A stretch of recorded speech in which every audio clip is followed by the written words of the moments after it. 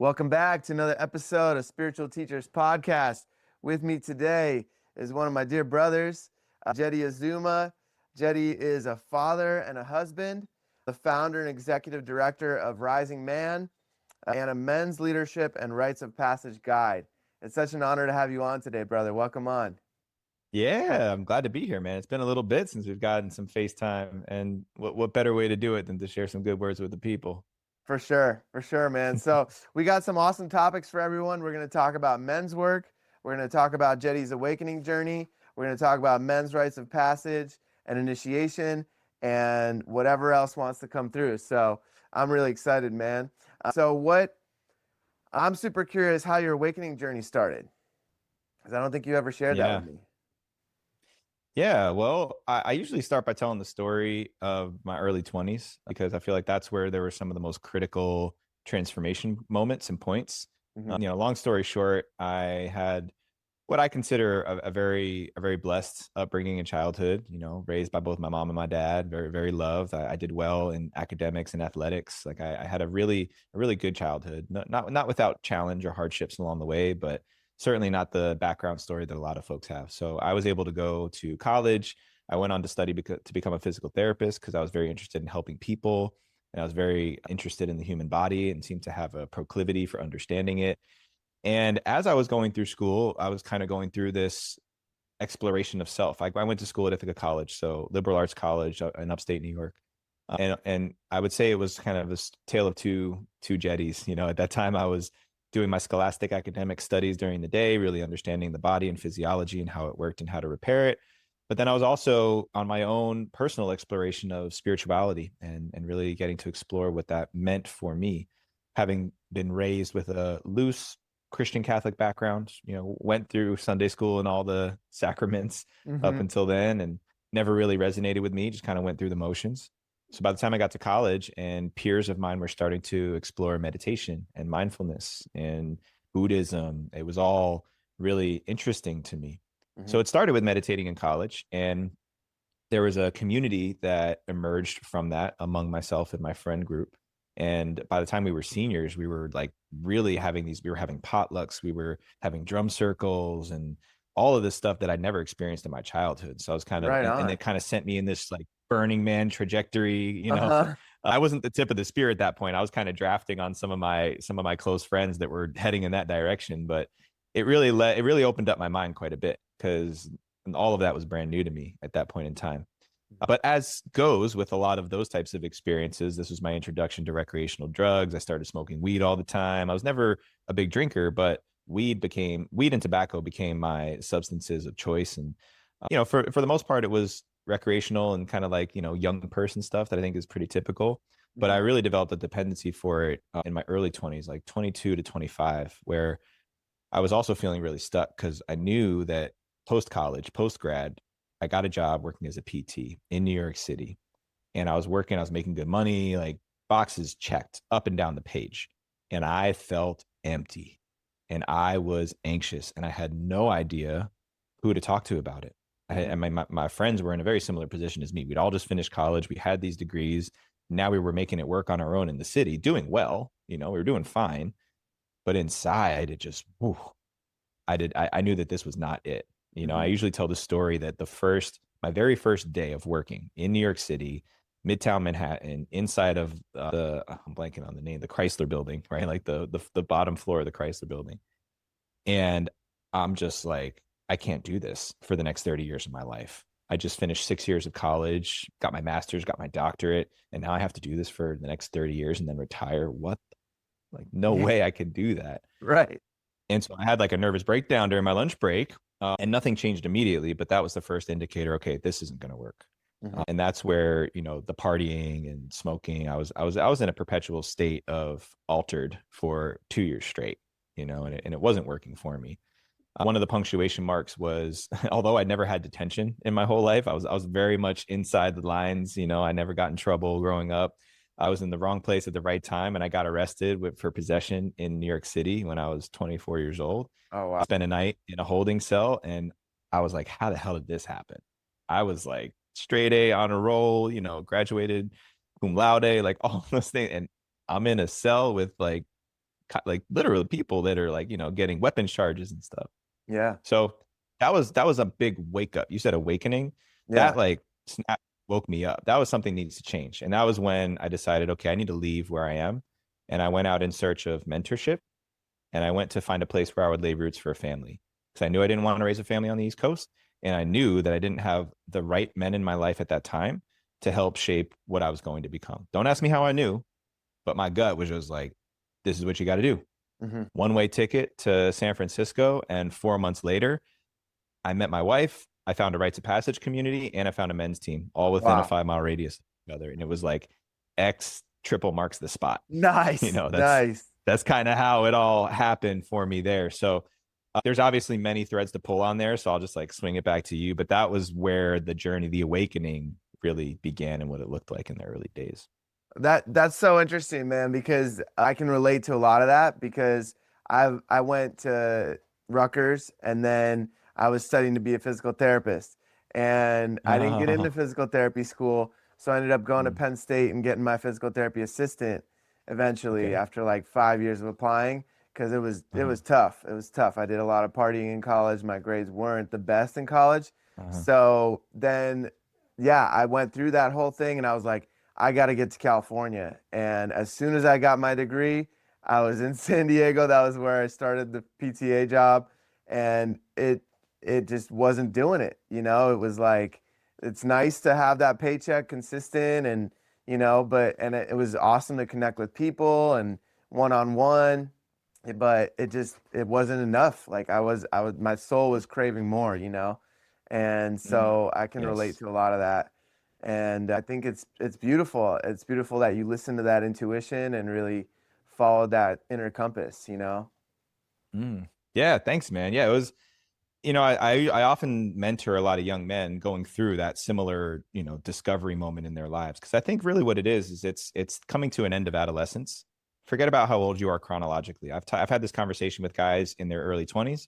I've Yeah. had this conversation with guys in their mid 30s when they already have a wife and a child. Hmm. So it doesn't really matter. There's a natural course of development that men go through. And I've spoken to men around this time, and they have a similar feeling. Like there's a knowing, there's an internal knowing, whether or not they're into any of the kind of woo woo stuff. There's like a sense that they have in their gut that it's time for me to become something different. It's time for me to change. I think this is also the moment where men recognize there's an opportunity for me to, with intention and purpose, choose a new path for myself. And Yeah. that's where they don't know how to do that. What I've been saying lately is that so many men have received an incomplete education in manhood. We're thrust out into the world with some of the raw materials. In the best case scenario, we've got some pretty good examples that we can use the template and design our life from. But as far as guidance and mentorship at these critical transformational moments in a man's life, incomplete, 99% of Yeah. men, right? Yeah. And so we're left to tumble and stumble, and that's how you end up with guys in their 30s who haven't figured it out yet, is because they haven't stumbled upon the right guidance, direction, and leadership, which is why I identify myself the way that I do. I consider myself a mentor. I consider myself a guide. I don't tell people what to do, but I help them reveal that for themselves and challenge them, in the right direction. Sometimes I think of myself as, the bumpers in the bowling alley. I'm not Mhm. I'm not going to let you end up in the gutter, but I'm also going to let you throw your own ball down the lane, Oh and if you yeah. bounce around a little bit, so be it. It's okay. Yeah. Yeah, for sure, man. And I want to just shout out your program that I did with you. I think it was the Inferno at the time. It was Yes. called the Yeah. Inferno Good memory. with Yeah. the Rising Man. And that was really powerful, man. During that time, I was really fine tuning what it meant for myself to be a man, and I Mm-hmm. was just looking and trying all different types of men's work, going to the Sacred Sons, trying out all different groups because I knew that I didn't want to be like my dad in a lot of ways, you know, Mm-hmm. in Yeah. terms of like the aggressive, toxic masculinity side of him. He has a lot of, and I don't even want to call it toxic masculinity. I just like he had an aggressive side, a lot of pent up anger. He would push a lot of, you know, emotions down, like a lot of men do. And so I knew that that was not how I wanted to end up. I knew that I wanted to clear all that, ancestral trauma and be a different example for my Mhm. family, for my friends, for my future family. And so it was a big moment in my life around 2018. I think I started really getting into men's work. And as soon as I found it, I was like, this is amazing. I really want to like share this with as many men as I can, try out all different types of groups. And eventually we shaped and created our own men's group. And it was an amazing experience. And I give you I give you a big shout out for that, man. It was an important piece of that puzzle for me. So that was really important, and it was really impactful. The men that I met in that group, a lot of them I'm still in contact with, and it's been really awesome. I actually had one of them on the podcast, so it's been Oh, fun. awesome, man. Yeah, I connected with one of the guys who was gonna stop through Vegas, but he ended up just going straight through. But he was gonna stop by and hang for a couple of days. But yeah, it's just awesome, man. It's such a cool and powerful network of men that I personally only surround myself with those kind of men. Men of integrity, Mhm. men that Mhm. show up when I need them, men that show up when the community needs them, and men that are reliable and are good communicators. For me, that's all really important. Yeah. Yeah. And I'd like to say something about that too, because I feel similarly, like the men that I surround myself with they have the same job description as the guys you're looking for, Right, right. so I could definitely relate to that. But I've also come to recognize, especially as a leader of men, that part of my role is to see that possibility in a man before he can see it in himself, Yeah, and I think there's a lot of men who did that with me at the right time. I think that's part of the responsibilities of elder, not that I identify as an elder, but maybe an older, being an older of right, somebody else is, so it's a gift, it's a blessing that we can give to believe in somebody before they believe in themselves. And I think that's a requirement. Now, it doesn't mean that we make excuses for their shortcomings or their failures. It doesn't mean that we overlook their mistakes or sweep them under the rug. In fact, it's the opposite. We provide that assertive accountability for them, but to also balance that with encouragement, to give them the right words and the right at the right time, because every man needs that at some point. We all need people who can show us who we're capable of becoming before we really believe it for ourselves, because evidence is the primary ingredient in confidence. Until I've proven to myself and others that I can do something, that I am a man of integrity, a disciplined person, somebody who walks a spiritual path, whatever those identifiers are, until I see it, until I've done it, I don't believe that about myself. But the right. gift that mentors and guides and leaders have is that we can see ourselves in these young folks, right? Like, I'm sure you've seen it many times over. A guy crosses your path, you're like, oh man, you're just the knucklehead like I was. Right. But Yeah. you're also way further along than I was. And these guys, they don't know that. They can't see that for themselves. So it's so important that, yes, set the standard and only allow people to stick around who are willing to meet that standard. But if that standard isn't met, to call them back up into it. Come into this, step up to this bar, meet this bar, give them an opportunity to step to it. If they're repeatedly demonstrating that's not what they're willing to do with more than just their words, but with their actions, well, that's, okay, well, maybe you don't get to hang around, Right. maybe you're not ready for it. But I always say that for me, the door is always open unless you violate some really sacred agreements and affect the safety and protection and around people that I love.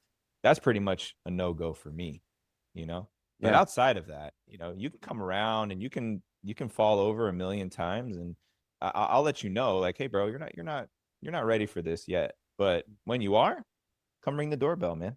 Because Yeah. because I also believe that too many men have had the door slammed in their face. For You know. sure. For sure. Yeah, that's a really good point, man. And I think that that's what allows people to really step into that next level, because so I've studied human design and gene keys and those kind of things, and I recognize and I see patterns in people as well, right? And I'll see when people are like about to self-sabotage, or they're about to like have that moment, that fork in the road when they're like, if you just make this one choice right now, this is going to set you up, or it can set you back, you know? And for me, being able to share that with somebody is is a gift, and also it gives that man a choice. And lately, what I've been practicing is just being the observer in those types of moments, where I can share it and then just step back. And what I've noticed, when I don't have any expectation of what's going to happen to that person, it doesn't matter if it's a man, a woman, friend, just somebody I just met, doesn't matter, right? When I allow that person that space, that spaciousness to just make that choice without any of my judgment or any of my previous conditioning coming into the picture, then just gives them a little bit more spaciousness to make that choice that's going to set them up for the right next step. And I've witnessed it, and it's been really powerful a few times. And that's been my practice lately, is just really allowing that spaciousness and just to be the observer, so that that person can make the choice for themselves, whatever's right for them. And sometimes guys and women need to get to the gutter before they make that big leap, you know? And for a lot of people in the spiritual community, that's how the awakening started, right? It was like dark night of the soul, lowest point in their life, and then they had to crawl out of it and ask, you know, creator, you know, the great spirit, whatever you want to call it, right? God, to really pull them out of it and show them the truth, you know? Yeah, yeah, that last part's really interesting to me because I was having a conversation with someone yesterday about those moments, and I agree with you. I think that a lot of people, especially men in this world, the younger generations, they don't encounter enough discomfort at those formative ages. You know, even starting on the playground. You know, Right. kids are they're less and less are they allowed to fall and scrape their knees. I remember like obliterating my kneecaps when I was a kid on a weekly basis. You know, like Yeah. constant, like to the point where my knees looked like they'd gone through a meat grinder, you Right. know, and you're fine. It's like kids, they fall and they get a boo-boo these days, and the parents, they're so loving and they're so caring and they're wanting to give that type of nurturing and safety to kids that maybe they didn't feel, but it's a disservice, right?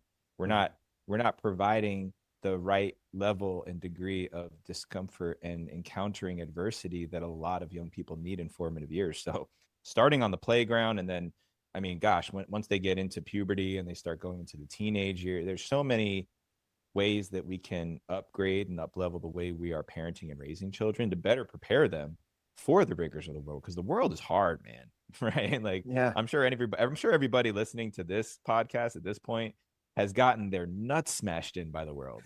Right? Like if you haven't had a moment like that, you need it. But I don't believe that people need to hit rock bottom necessarily to have these transformational moments. I think that some people invite that because of a lack of community led and mentor guided rites of passage moments, right? That's Yeah, why I'm really big on deliberate and ceremonial and initiatory experiences for people, especially men. I do believe that because within those, there's a built-in element of challenge, right? for sure. It's done by design. Virtually any traditional ceremony that you participate in, there's some elements of discomfort, no matter what, whether it's physical discomfort, mental, emotional, spiritual. It's all meant to bring us to our edges of comfort because that's where all the learning happens. That's where those breakthrough moments occur. I don't think that we have to have such seismic lows and highs, though. I do think that there's a more rhythmic nature to the healthy development and evolution of human beings as Yeah, we go through these curves. It's just an absence of culture and an absence of direction at critical moments in the developmental curve, you know? So, big picture, I want to see that improve for all of us on a cultural level. yeah, for sure. I mean, if I mean, I could only imagine if I had rites of passage or an initiation around that time, right? Like in my 20s or early, you know, even early 30s, right? Like if I had that, then I wouldn't have had to go so low because I didn't have anybody. I didn't have community. You know, I had my drinking buddies who, you know, were great for partying, but then as soon as as soon as I didn't want to drink, I was done drinking, that kind of fell away, because that was all we were connected on, was, hey, let's go play beer pong, let's go, out to the bar. But that depth was what I was really craving with my friendships, with my relationships, and I wasn't able to get that in that type of world. And society today is like in a dire need of these initiations and these rites of passage for men and women, I think. And it's good. I think it looks different for women, and I'm not sure what it looks like for women, but I know how impactful it is when we go through these initiations as men. For me, a really powerful one has been Vision Quest. Have you ever done Vision Quest?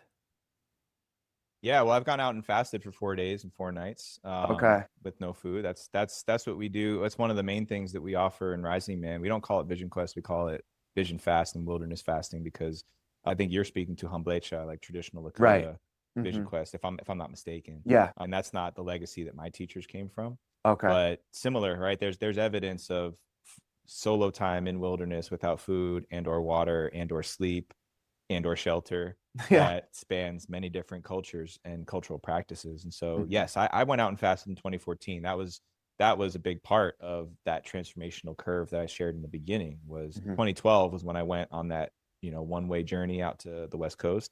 2014, I was sitting for 4 days on the hill, and that was really impactful for me. That's essentially what sparked that moment of transformation. I went out and fasted 3 weeks before my wedding, and my wife is a little bit older than me, so we were determined to start a family very quickly. So I also knew I was getting ready to step across the threshold of fatherhood in the Hmm. near future.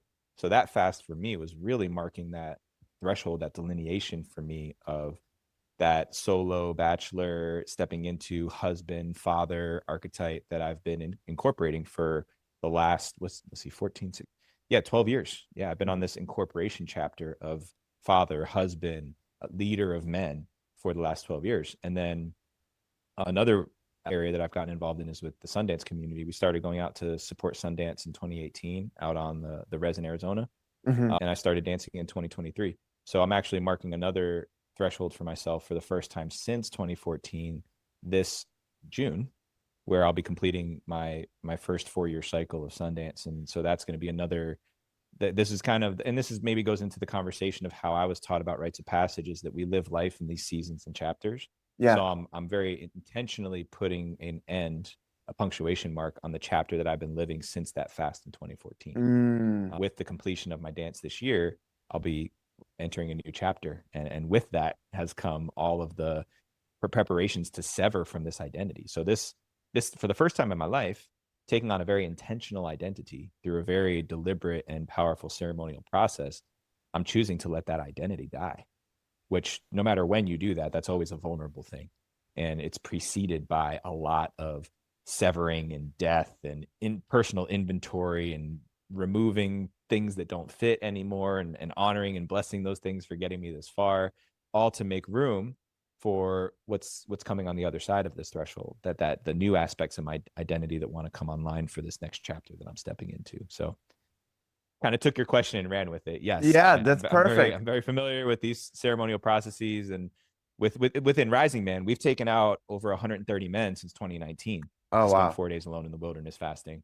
And that's like one of our premier opportunities for men, is to really reintroduce, because our mission is to reintroduce practices of rites of passage and initiation in a modern context for men who almost exclusively come from a background where nobody they ever knew did something like that, Yeah. right? Even though if you just skip a few generations back into the past, everybody's ancestors were doing stuff like Yeah. this. It was different in different places, but human beings have been doing this for millennia, and there's anthropological proof that it happened every place that human civilization has existed, especially Yeah. pre-civilization.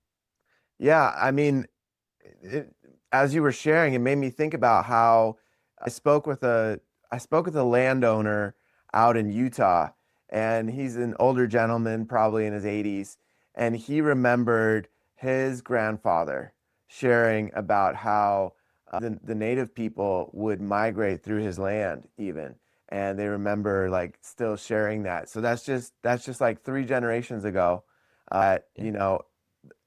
The country, the U.S. in particular, I mean, the whole world was different, but that's not that long ago, right? Like that's a man that had that experience that's still alive today, that it's still so fresh and so alive and so necessary, but somehow it just fizzled out of, you know, our society, right? As and it's trickled out across the world, and I'm so grateful for the people that kept Sweat Lodge going and kept these traditions alive, even though it was illegal. You could literally go to jail until I think 1978 or something like that, right?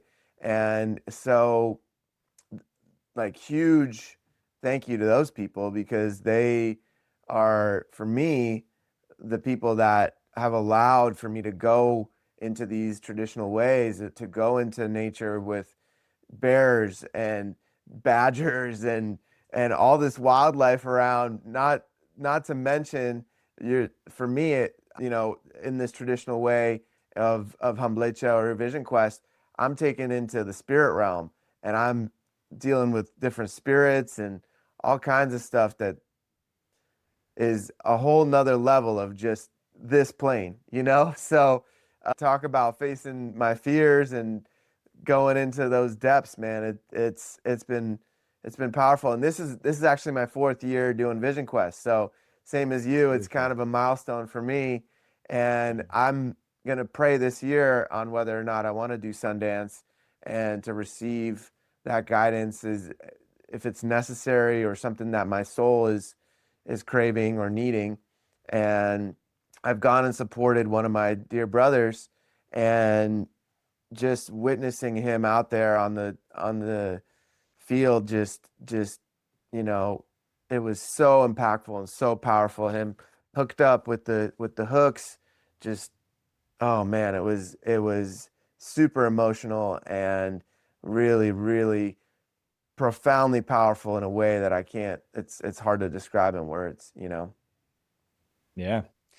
Yeah, man, it is. And I think, back to that aspect of our conversation where the reason I think these ceremonies and these ways grab people's attention and their curiosity is because we all come from humans who were in relationship with the planet, who were in relationship with the trees and the plants and the foliage and the animals. They were part of the ecosystem, and modernity has separated us and continues to separate us more and more from that integrated lifestyle, that Hmm. symbiotic lifestyle. It's impossible to completely separate ourselves from it.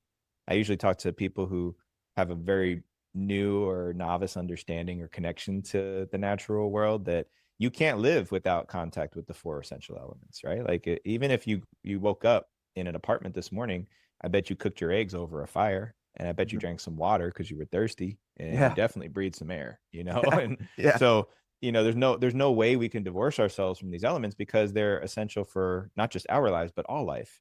Hmm. The difference comes from having a more intentional relationship with these elements and a more reciprocal relationship with these elements. Even just saying a simple thank you to the water, to the fire. I mean, that's really what these ceremonies are about at their core. Sure, there's more to them, and the parts that tend to grab people's attention are the things that are unfamiliar or seem very extreme or exotic to some Hmm. people. But the foundations of all these ceremonies is gratitude and honoring of the things that allow life to be, Yeah. and the mutual respect for all life and all things that is indigenous by nature. Yeah. you know so I'm sure that a lot of folks who listen to this conversation that we're having, they're probably already privy to this, or they're already on board. They're probably like shaking their hand saying, yeah, yeah, like that's the way. But I think a lot of people also, like myself too, because I didn't come from this background at all. Yeah. I grew up, like you said, like, right. I grew up in New Jersey. I grew up, with concrete and stickball and, football practice and some hot summers, but no one teaching me to be in relationship with the earth in that way. Yeah. And once it finally hit me at my core, I was like, oh, that's what's been missing this whole time. Yeah. You talked about a reawakening. For me, it was a remembering. It was like my body and my spirit was like, oh, That's what we were looking for this whole Hmm. time. There it is. And I feel really fortunate to have had that at the time that I had that in my life. Because I know there's many people who go their whole lives without having that type of opportunity, who, for one reason or another, don't have that moment for themselves. So I wake up every day grateful, man. Like I Yeah. wouldn't trade my problems for anybody else's. Yeah, for sure, man. And, a big piece of it for me has been what's been really supportive and really powerful has been Sweat Lodge and going to local sweat lodges wherever I'm living. And somehow Spirit just aligns it where I meet the right people. And then I just end up going to Sweat Lodge. And it's my favorite way to pray, going into the womb of the mother, with the elements, with the fire, with the stones, with the water, with the steam, with the prayer, with the intentionality, right? We're talking about that intentionality being such a core element of so many of these initiations and ceremonies. And I was just thinking the other day about how it was so synchronistic how back in 2015 somebody just invited me to a sweat lodge and I fell in love with it, right? And I was just like, wow, this is how I've wanted to pray. This is how I've wanted to like really surrender and just be super present, right? Like Mm, when there's so much heat and steam in these experiences for me, there's no, I don't have an option but to be fully present. And I've had several ego deaths in these spaces where I'm just like laying there. I'm like, if I'm gonna die right now, might as well pray my heart out, and crawling out, just laying on the, grass, just like, oh, thank you for this breath, thank you for this water, thank you for this life. Like, man, that I hope that as many people as possible can experience that because for me it's been completely transformational. yeah. Yeah. I think more people would choose life if they understood how precious it was. Yeah. I think there's too few people who actually understand how precious life is, and going without the essentials of life for a few days, without food, without water, really feeling the veil of death get closer and closer, not in a dangerous way. This isn't about like extremism. It's about reverence. And I think there's too few people who actually have a reverence for the preciousness of life. It is such a gift. And I didn't listen, man, I didn't appreciate water until I went 4 days without it. Yeah. You know, Yeah. I didn't appreciate food until I couldn't use that as a distraction or as a comfort. And I'm not saying that everybody needs to experience it in the same ways that I have or how anyone else has. I think everybody does have to find their own pathway to it. Yeah. But how could we? How could we appreciate the preciousness of life unless we were brought close to that veil? And sometimes it happens by losing somebody you love unexpectedly, Yeah. right? I've experienced that. But there's so many people who never have. How many people have never seen life leave a body? Not that that's something that I would wish upon anybody, but Yeah. of course not. But the way that we've distanced ourselves from just death alone Yeah. is compromising our appreciation for life, For sure. ironically, right? Yeah. Yeah. It's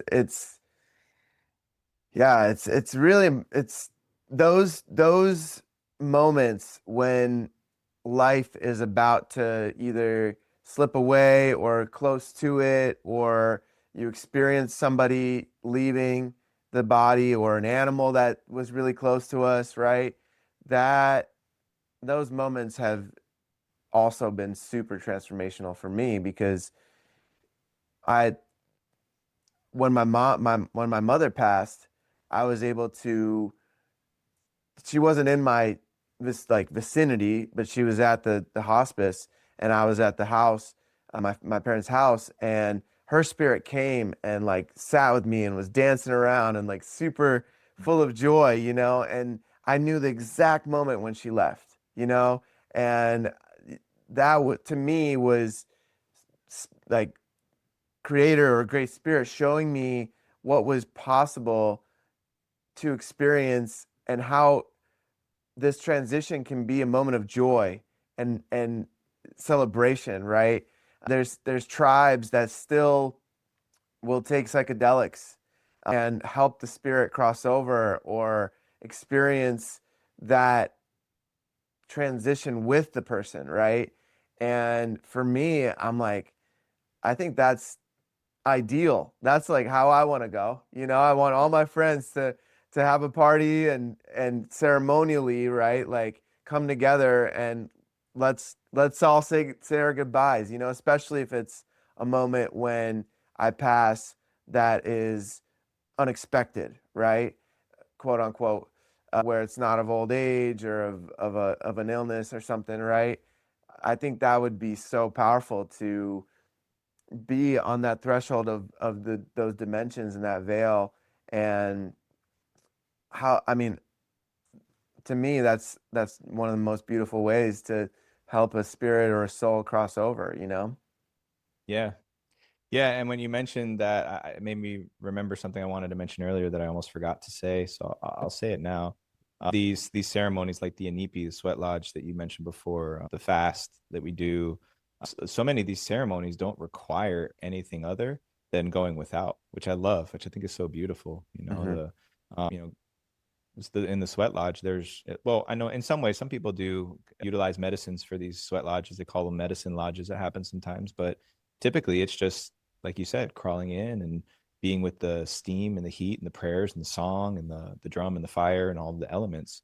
Similar with the fast, at least the ways that I've been taught. There's no medicine component. There's no plants Yeah. assisting in that journey. Hmm. Not to say that I don't think there's a place for those too, especially in reverent ceremony. My family and I have been very involved with Native American church for the last 10 years. So we sit up in teepee ceremony. It's part of the central pillar and foundation for our family's way of life. Hmm. But that is another thing I love about these ceremonies that I also like sharing with the spiritual community, like especially people who are new and emerging in these ways, because a lot of the entry points for most people are different types of plants that produce a certain psychedelic effect. Hmm. Even the word psychedelic, right? I think it has like a certain connotation to it where what we're really doing is we're asking these plants to open up parts of our awareness and to adjust or alter our perception so that we can see ourselves and see our environment differently. But Yeah. that's not always a requirement for insight. It's certainly not a requirement for evolution and growth and insight, because I know I've experienced it myself and I've witnessed many other people just go and spend 4 days alone in the wilderness without food and come back and tell us a story. There's amazing transformation that happens. And in fact, I would even argue that it's more empowering because we prove to ourselves that we don't actually need a plant, the powers of a plant to give us directions or insight, that we can source it from within ourselves. Yeah. I love all of them, especially Yeah. when these Yeah. ceremonies are held in the right way. I love all of them. And I think that there's a beautiful place, and I have a lot of reverence and respect, especially because many of the ceremonies that myself and my family participate in don't directly come from our bloodline or our family of origin. So I feel Yeah. very humble and honored to be welcomed and to have been welcomed into these ways. And I always make sure to reciprocate in the ways I can to keep that balance and right relationship. But I also like speaking to the folks out there who maybe have a very deep and developing relationship with plants to also experience what it's like to have transformational moments that don't require plants or that type of context. Absolutely. Absolutely. Another piece that was super transformational for me was Kundalini yoga, like different types of yogas where you're Yes. just using the body, the breath. Breath work, Man, right? Just breath work. yeah, yeah. And just using the developing the discipline, right? Of like holding your arms up like this, you know, for 3 minutes. For most men, for most people, right? No matter how strong you are, you could be, you know, I've seen guys that just have huge muscles that got to bring their arms down after a minute because they're like, oh man. And such a big piece of it is mental, right? Mm, And it just, you know, there's so many examples of men that are just these, you know, huge weightlifters, and so many young people look up to them, and they're like, oh, he's awesome. You know, he built out his body. He's got so much discipline, right? And absolutely, that takes a lot of discipline. But there's different forms of discipline, right? There's discipline with the mind. There's discipline with the spirit. There's discipline with our choices, discipline with our addictions, right? And if somebody's disciplining their body, that is one form of discipline, but there's so many others that are very rarely talked about. And with Kundalini yoga, for example, that taught me discipline, right? Before that, I remember going to class and being like, who's this teacher to tell me what to do? I was like, had that rebellious little teenager inside me that was like, it didn't matter who it was. Even it could even be myself recording and watching myself on YouTube teaching the class. I was still having those thoughts like, oh, why is he telling me what to do? And it's just that mirror, right? Like we're all mirrors for each other. And as I work through that piece of myself, that rebellious teenager, I realized that it wasn't about who was teaching or what they were teaching. It was about my internal work that I had to do with myself and why I was feeling those ways and what needed to be cleared inside me and forgiven and held and given more love and appreciation and those moments as a teenager when I wasn't held, when I wasn't holding myself, when I was out of integrity, all these pieces, and for me that discipline was such an important piece. And for some people, people hear that word and they're like, oh, no, no, no, I don't want to do that, but that word and that for me was a huge transformation into becoming the man I am today. Well, I love that word, discipline. It's one of the four core values and pillars of Rising Man. We have honor, discipline, growth, and legacy. And discipline sits in the South for us because that's where the hard work is done. And I think a lot of people have a context for discipline that is punishment because that's how they were disciplined into discipline as children. Many of us were. But I think discipline is one of the highest forms of self-love. Right? It's giving ourselves that gift of a strong mind to match a strong body, to match a strong spirit, and bring all those elements on board. Yeah. That's another point in the bucket for that conversation I was having with you about the medicine, right? Like the discipline to sit through discomfort and ceremonies. I think a lot of, just to touch back on the plant topic for a moment, a lot of people that's another shortcut to insight and awareness. But the problem is that we end up falling off a cliff with that soon after because it's only awareness, right? A lot of these plants, they hold up something for us to see. But unless we walk into that and move towards it and actually incorporate into our bodies the insights that we saw, meaning with deliberate action, like evidence that we put footsteps under of those new ways of being, nothing changes.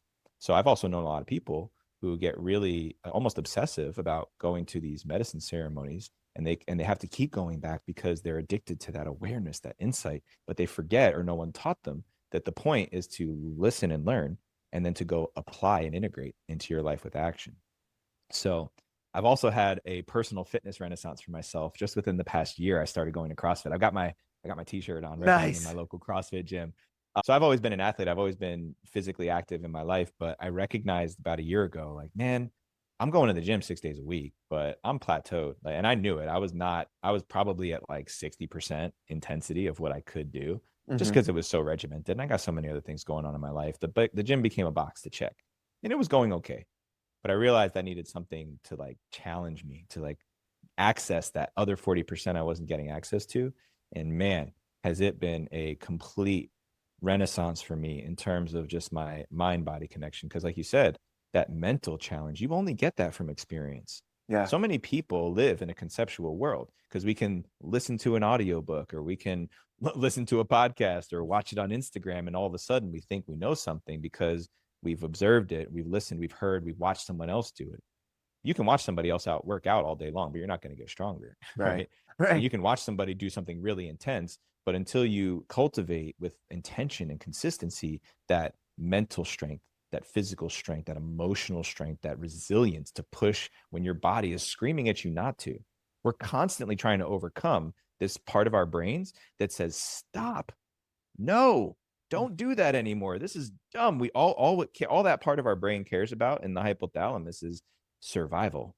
I just want you to have a pulse, to have food in your belly, and to have enough water to keep us hydrated. Everything else, I don't want it, especially if it comes at the cost of me worrying about if these other things are going to be okay. If our heart rate goes up too much or our anxiety goes up too much, it's like find somewhere to lay down and eat a taco.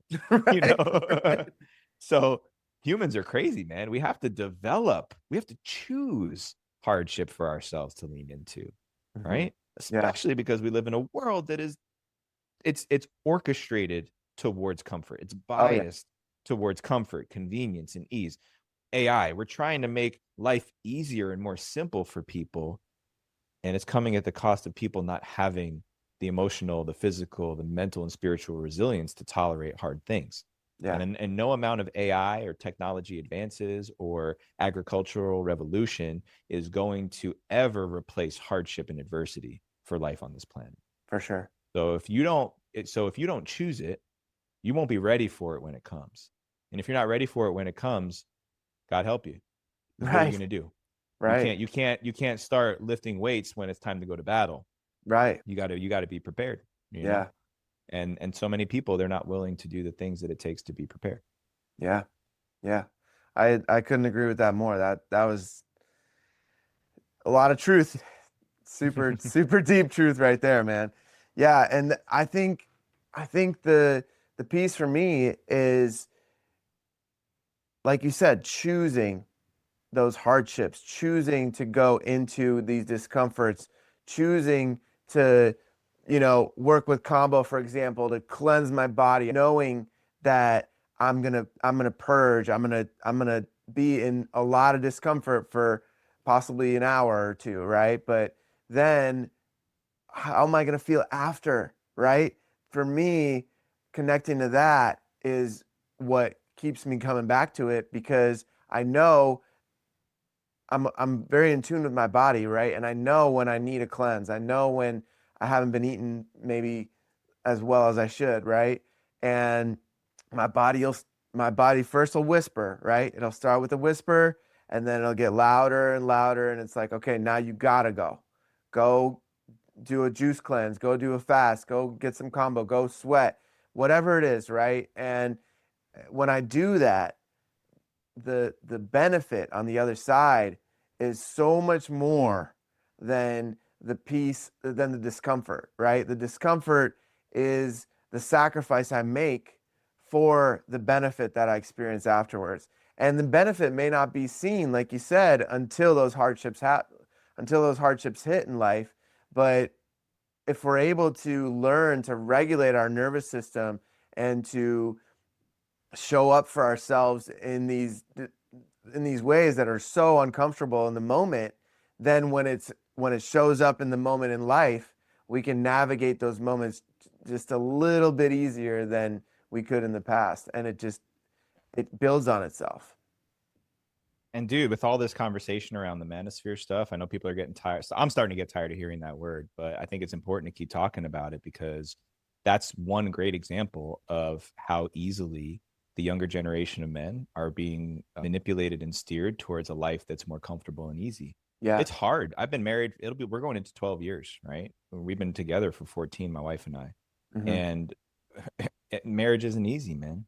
Choosing the same person over and over again. My wife is going through menopause right now. Like that's a whole nother challenge when we're telling men that, well, you don't have to deal with any of that. You could just treat women as dispensable. Like you can just recycle them, right? When they start getting too old, go get a new one, right? And you don't even have to have one in the first place, among all the other messages that are being displayed. And when a young person whose brain hasn't even fully developed yet is presented with those options, and it's like, well, which one are they going to choose? So I think one of the roles, going back to the beginning, you asked me, you're like, well, how do you like to identify yourself? One Hmm. of the things I've been saying more and more is that my job is to be an example, Hmm. right? My job is to be an example that you can lead a fulfilling life and still be an integral and noble person and do your best. You can actually make mistakes and repair them and take responsibility for them in a way that builds trust instead of decays it. You can go out in the world and you can do hard things. You can overcome hard challenges and the worst days of your life and smile on the other side of them eventually. You don't have to run from them. Yeah. My part of my job is to be an example of a life that looks like that. I don't expect anybody to try and follow exactly in my footsteps, but folks need models and templates and examples to choose from. I love Bruce Lee. I think you do too, right? Weren't you a Bruce Lee guy? I like Bruce Yeah. Lee. Yeah. You like Bruce Lee? I love Yeah. Bruce Lee, man. Yeah. One of my favorite things that Bruce Lee said was our job as humans is to observe everything and then take only what's useful And with that piece you take, make it uniquely your own. Mm-hmm. That is to me the most synthesized version of mission number one for young people. Take it all in, man. Look at all of it, the good, the bad, the ugly, and decide what's useful for the life you want to create. And with that, make it your own. Don't Yeah. try to be anybody else. Don't try to repeat what anybody else said. Just take it and make it your own. And then the rest of the journey is just refining and going through periods of severance and initiation, re-initiating into the next chapter, letting go of the things that were useful for that season and putting them to rest now so that you can take on new things, because we have to keep learning and evolving as we go throughout our lives. But I think that it's much more challenging to choose a life of nobility, of integrity, of simplicity, because we live in a world where a lot is possible and available to humans. Not that long ago, our ancestors were happy enough just to have full bellies, Yeah. right? And there's Yeah. even still people on this planet where that would be enough for them, Yeah. right? So let's not take that for granted. But the fact that the ceiling of possibility is so much higher, almost like you can't even see what the ceiling of human potential is nowadays, it makes people want for more. I like to be a representative of, I could want those things. I could ambition and endeavor for those things, but actually, I just want to live a good life, man. I want to spend, this is my new vision right now, by the way, because I'm getting ready to go into that next chapter. It's becoming clear to me. I want to spend the next season of my life only doing the things that I love and inviting people to join me along the way. Love it. That's my mission plan for the next however long that is. It might be 10 years, it might be 20, I don't know. Maybe the rest of my life. Who knows? Mm-hmm. But that's all I want to do, because I'm clear on the things that I love doing. Mm-hmm. And I know what I want to create for myself and for my family. I've already gotten a great start. So if I just continue to do the things I love and invite people to join me along the way, because I've proven that people like to join me in the things I like to do, Yeah. then I'll always have one of the things that matters most to me. I love having people around. I love community. I Mm-hmm. love opportunities that emerge for me to be useful and be of service to other people and to learn from other people too. This isn't Yeah. just a one-way thing. I'm not just, let me give everybody the stuff I got. I want to learn from people too. Yeah. And so if I spend my time in ceremony, if I spend my time in the CrossFit gym, if I spend my time with my family, if I go out into nature and I just invite people to join me in doing those things, bro, what more could I want than that? Exactly. Right? You can have 20 homes, but you can only sleep in one every night. Right. Right? So what's the point? Right. Right. Dude, I love that mission. I love that mission. That resonates a lot. It resonates a lot, and it's so simple. I think it's in the simplicity is the beauty of that. It's like just do what you love.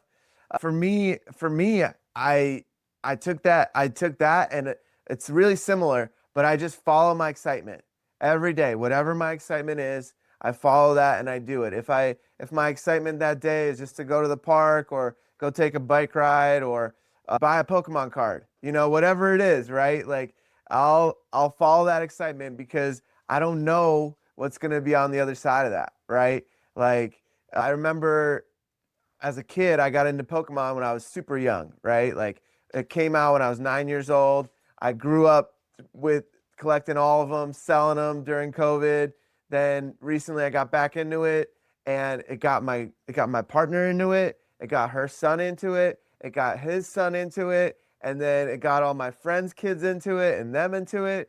And I was like, just because I made that choice to follow that little piece of excitement, it opened up this whole new opportunity for people to connect and to get together, to be in community and just have fun. Like who cares? Yeah.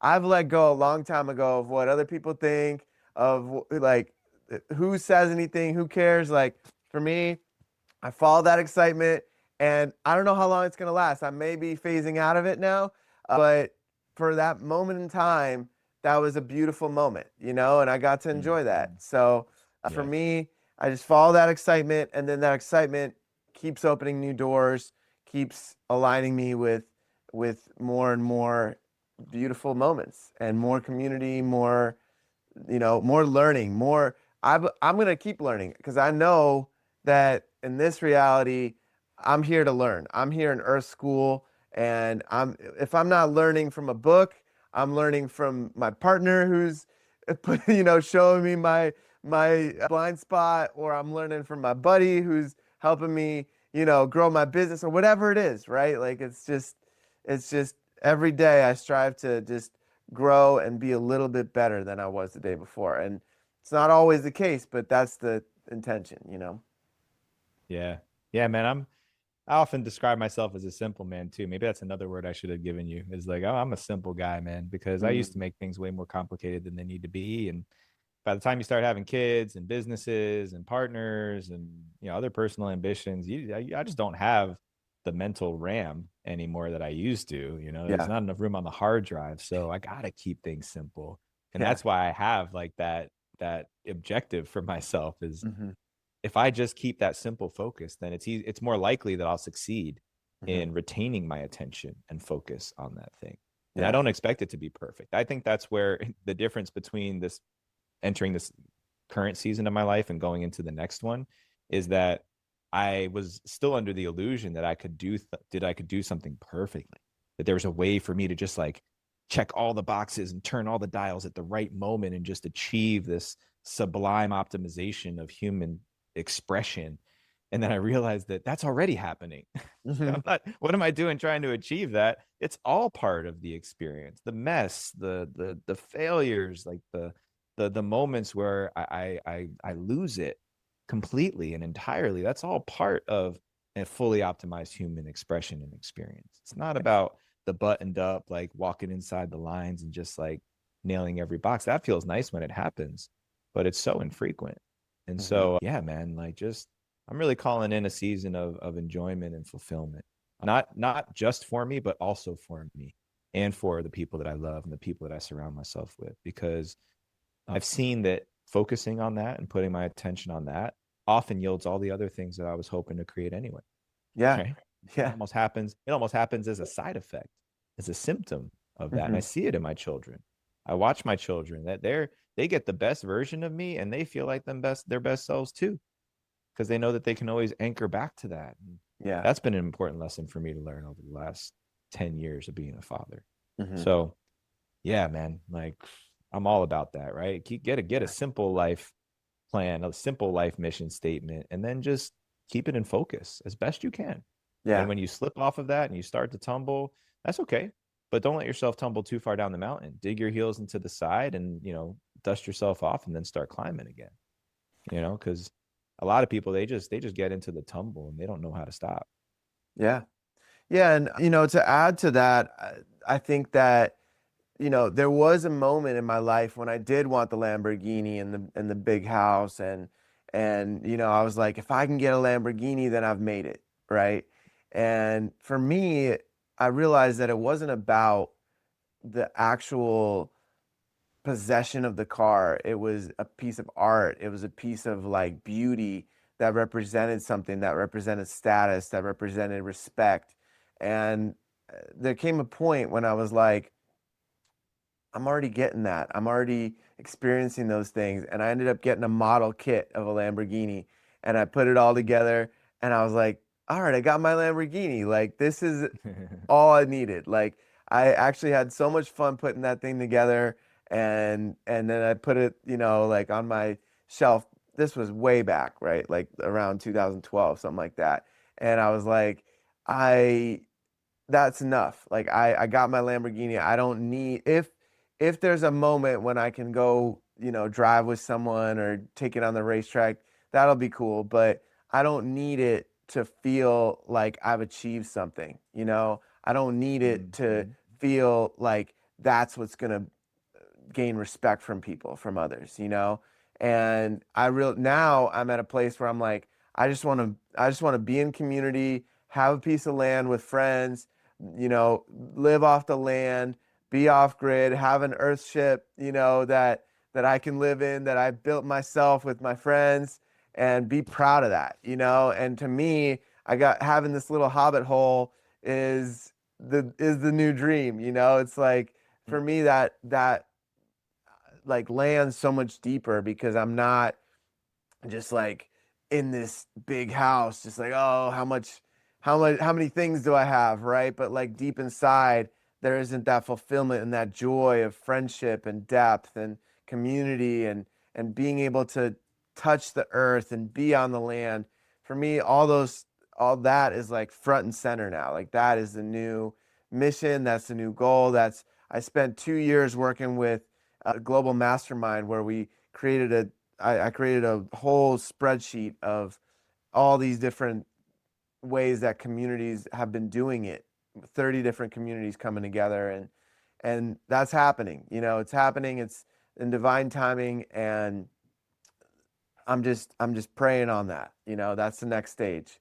So I want the next generations to have a place that's food abundant, that they can come and learn and apprentice and have examples of men and women that are going to show them this way of connecting to nature and of being on the earth that isn't this digital this digital world that so much has evolved into that, and for me that's important. And yeah, I wanted to share that piece as well, because that's talking about missions, right? Yeah. Yeah, I think they're going to need that. I think we're all going to need that. I know that I need that right now. Yeah. I've gotten sucked into the world of technology and digitization, and I consider myself to be a pretty advantaged person to know that there's more than just that. Yeah. But yeah, man, it has a magnetism to it. You've seen that. I forget what the documentary is called, but the one on Netflix about social media and the way that it's like designed and the algorithms and the way that technology is more and more sophisticated at how it captures our attention and holds on to our attention. We're up against that. We're literally up against some of the most brilliant minds on the planet who know how to access that dopamine response system in our brains Hmm. and like grab it in a vice grip. And that requires such a higher level of discipline and choice and life design to Hmm. not be locked into that and have a grip on it. And I'm not going to raise my hand and say I figured it out, because I haven't. I know that Right. there's conditions I can create in my life where I don't even want to pick up my phone. When I go out, when I'm in ceremony, I don't know. I don't even know where my phone is. Right. I'd usually leave it in the car somewhere, and lots of times I lose it because I don't know where I left it. Like, I don't Right. care. Right. When I'm with community and I'm with people I love, I don't want to pick up my phone and escape that. I want to connect with the people that I'm with. Yeah. When I'm serving and I'm leading, I don't want to pick up my phone. I don't even want to have my phone nearby. I want to be fully present and available. Hmm. But there are those like interstitial moments where if there's not something that I care about deeply and my brain is just needs a break, it'll grab the phone like Hmm. without me thinking about it. My wife gets frustrated with me, my kids and I get frustrated with me. And I'm like, you guys are right. I don't I try not to argue with them because I'm like, you guys are right. Like this got a grip on me. It can have a grip on all of us. So I don't know if we're going to be able to outpace the brilliant minds that have like their tendrils into our dopamine receptors. Right. But I do think that we can succeed by designing lives that don't require that. So that's part of that, doing the things that I love. Because when I do the things that I love, man, I'm happy to leave my phone behind. For sure. But I'm also willing to use it for the mission that I'm on. And striking that balance is a very challenging thing. I won't say that I figured it out. For sure, man. Yeah, I'm in the same boat. My partner's always telling me you're addicted to the phone, and I see it. I see it, and then, there's a little bit of my ego that's like, but you're putting out podcast stuff, or you're learning every day from it, or, my mind likes to convince me that it's not that big of a deal, but I know that it's Mhm. something I need to be more aware of and be more mindful with, and so it's an ongoing ongoing process for sure. But I just wanted to share, because this moment was really impactful in my life when I first saw you. I first saw you on Instagram, and there was probably like 20 other men with you, and you guys were doing the haka on the beach in LA. And I remember that before there was much of an algorithm, that was just like the video that so many people saw. And I was one of those included. I was like, whoever that guy is, I want to meet him. I want to be friends with him. It was just such an impactful moment to see men gathered and like just beating their chest and like doing this traditional war dance, right? That's what the haka is, right?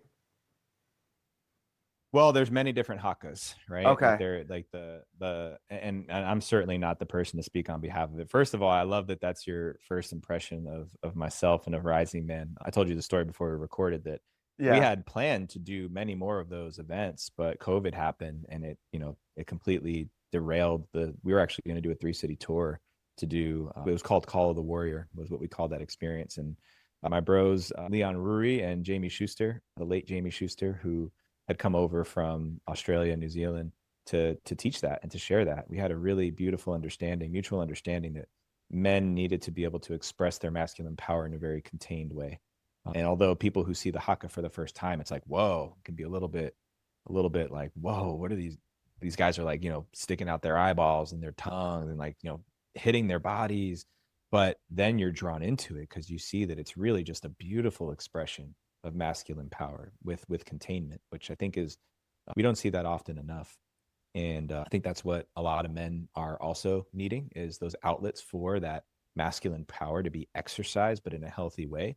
Yeah. And unfortunately, because of modern context, most people, the moment that a whiff of masculine power and expression comes online, whether it's healthy or not, it sends people running for the hills or they start calling the cops, right? Like a man, expressing his voice at a high volume can be enough for people to be on alert for Yeah. good reason too, because that can be a scary thing. Yeah. So anyway, going back to that experience, it was really about creating an opportunity and use this sacred dance of one of the indigenous peoples with the greatest longevity on this planet to help men find that. And I'm deeply grateful for Leon. I really miss Jamie. We lost him a few years ago, and I'm really grateful for the trust that they put in myself to bring them here and to have that experience, because I know it changed me forever. And a lot of the men who came to that event, experienced that event, are men who are still really close to me. There's something that even though we were on the beach for like 7 hours together,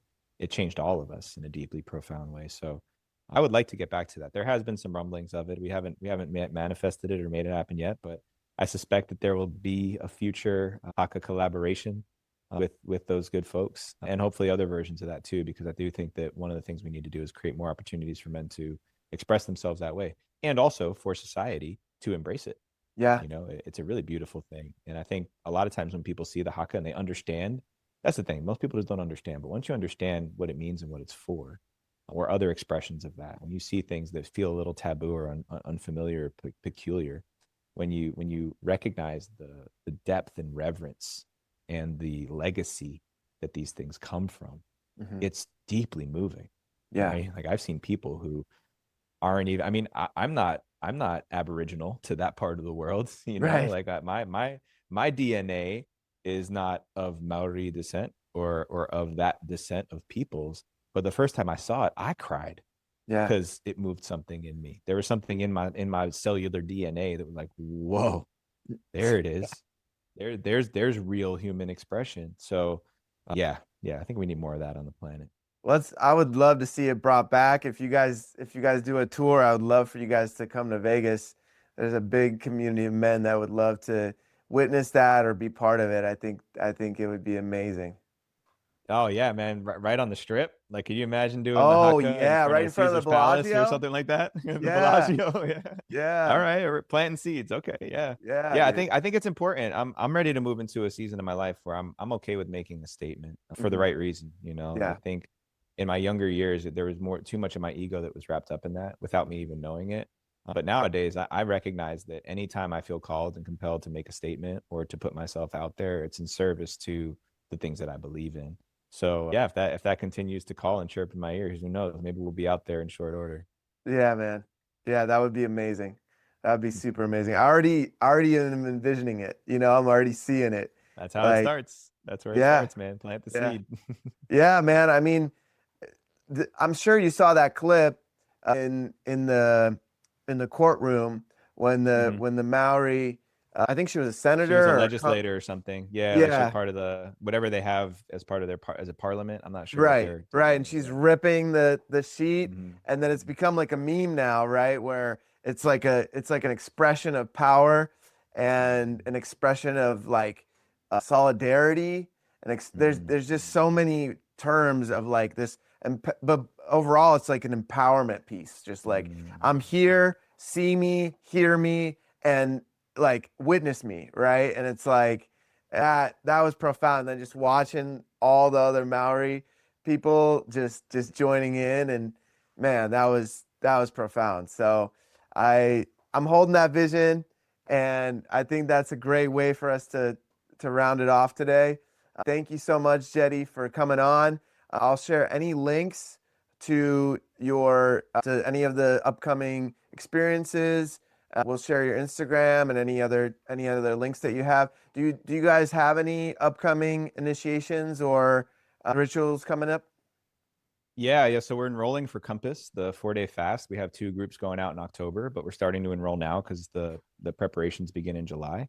So Okay. anybody who's interested in that, you mentioned Inferno. We still have Inferno. We've redesigned it a little bit, so it's a little different than when you took it. But we Nice. have another round of Inferno that's going to start up in the middle of the summer in August. So anyone Cool. who's interested in Rising Man, we're also a 501c3 nonprofit. So anybody who even just wants to contribute to our mission, you can find all that information at risingman.org. So anybody who wants to see that, it's all over my socials. I'll give you my at Jeddy Azuma. That's my personal at Rising Man Movement. That's the other one. And Hmm. yeah, anybody who wants to learn more about what we're doing, we got a big mission. We're looking for allies, and I'm always honored to come onto shows like this. I truly feel honored as a guest to be asked to be here and trusted to share my voice. So thanks for the invitation, bro, and great to reconnect with you. I love reconnecting this way. I learned a Yeah. lot more about you in this conversation than other conversations too. So Yeah. yeah, man, thank you for having me here, and hopefully we can do it again in the future. For sure. Maybe on the strip in Vegas. Yeah. Yeah. And you're always welcome back on the podcast, brother. It's been such an honor to have you on. Thank you so much. Until next time, brother. Take care. Yes, thank you.